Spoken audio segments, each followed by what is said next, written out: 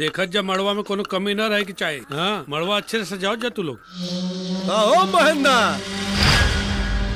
ब्याह का तैयारी तो बड़ा जोर शोर से चला था। अरे भैया, हाँ, बेटी खातिर दूधू गो दुल्हा जे खोजाइल बा तो तैयारियों तो डबल न होई। ए संतुआ, बकवास बंद कर। चुप। का काले रहे हो दिन है?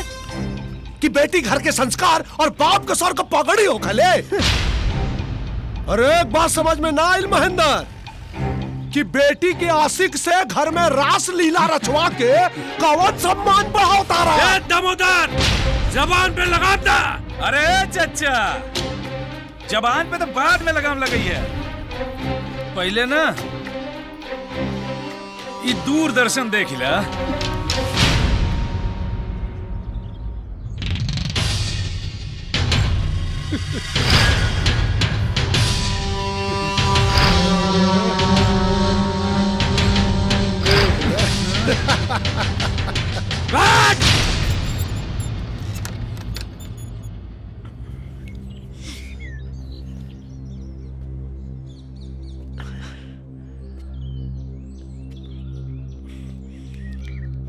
मीता, एक बात करे के रहे तोरा से। हमारो के तोरा से बात करे के रहल। का बात बा बोला।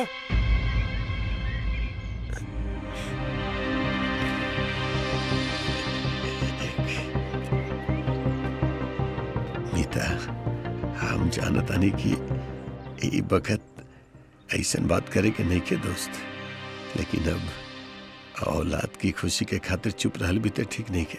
बूझ बुझाउल मत करा, साफ साफ बोला का बात बा।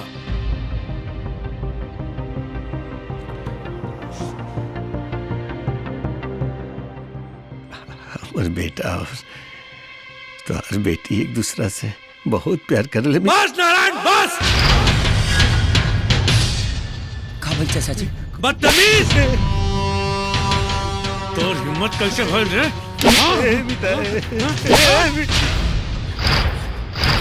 बाबूजी, बाबूजी,